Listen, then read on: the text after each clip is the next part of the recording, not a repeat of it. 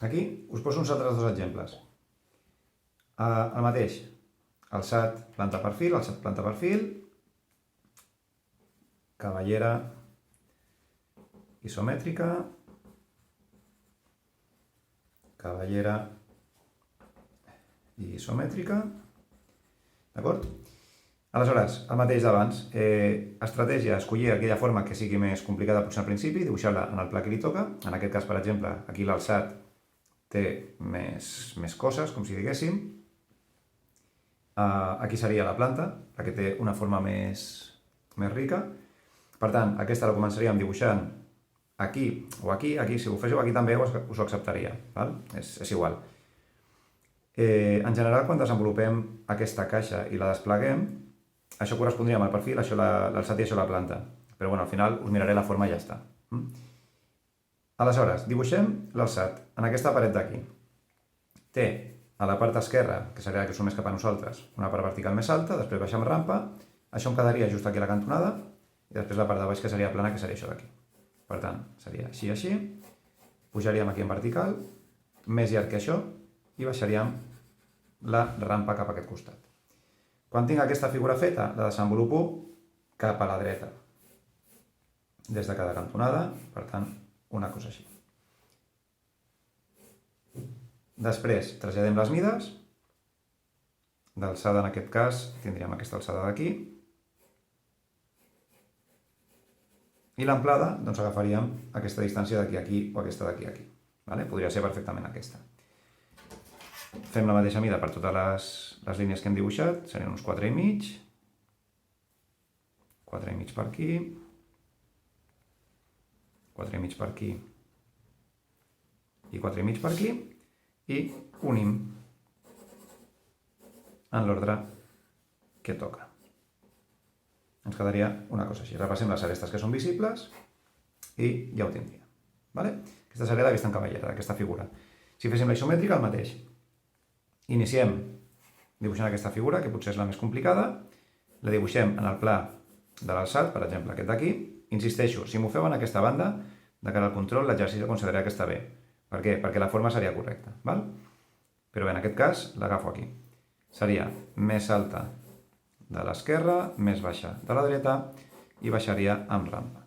Desenvolupem en paral·lel amb aquesta línia, que és la que falta. Fixeu-vos que intento fer les paral·leles el millor que puc i traslladem la mida que faltaria, que seria aquesta, la de profunditat. Per tant, si agafem per exemple 5, hauríem de fer 5 sobre cada línia. Aquí no m'arriba, doncs posem 4. 4, 4, 4 i 4. Unim els punts que m'han sortit, d'aquí a aquí, d'aquí a aquí, d'aquí a aquí i d'aquí a aquí, que seria el mateix ordre que tenim a la figura original, i repassem les arestes visibles, que serien aquesta i aquestes dues d'aquí. Amb la qual cosa em quedaria la forma definitiva. Si fem aquesta figura d'aquí, el que tindríem és una mena de rampa posada en vertical, una rampa amb un calaix. Per tant, aquí la forma que és més complicada és la del terra. Aquesta cantonadeta d'aquí correspondria amb aquest punt. Per tant, a partir d'aquí, fixeu-vos el que passa. Sortiria aquesta línia aquí, aquesta aquí, es formaria aquesta mena de calaixet, sempre en paral·lel, seria aquesta línia, faria la rampa i finalment es tancaria amb aquesta que és més llarga. Seria una cosa tal que així. Quan tinc la base, aixeco cap a dalt amb línies verticals, paral·leles amb la direcció que em falta, que seria aquesta, des de cada cantonada.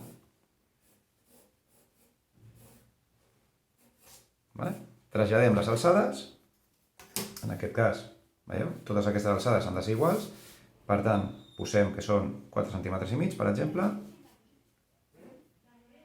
4,5, 4,5, 4,5, 4,5 i 4,5 i unim en l'ordre adequat. D'aquí hauríem d'anar aquí, d'aquí hem d'anar aquí, la part de la punxa i el tancament en horitzontal. Repassaríem arestes visibles, i ja tindríem la figura en perspectiva cavallera. Igualment, en perspectiva isomètrica, aquesta cantonada es situa aquí i desenvolupem. Aquesta i aquesta serien aquesta i aquesta aresta. En paral·lel amb aquesta línia entrem cap a dins, en paral·lel amb aquesta línia sortim cap a fora i tanquem la part inclinada del pic. Pujaríem en vertical cap a dalt, des de cada cantonada, traslladaríem la mida de l'alçada, és igual amb totes les arestes, per tant, la mateixa, posem que són 5. El fet que sigui 4,5 o 5, de moment no estic fent aleatori, o sigui, d'una figura a l'altra, evidentment, si l'alçada són 4,5 s'hauria de posar els 4,5. Però ja us dic que l'important és utilitzar l'exemple per practicar amb totes les possibilitats que ens surtin. I finalment hauríem de tancar, perdó, falta aquesta, no ens la deixem perquè si no falta un punt, arribaria fins aquí. Per tant, d'aquí he d'anar aquí, d'aquí he d'anar aquí, d'aquí anem aquí, al pic i el tancament així. Arestes visibles.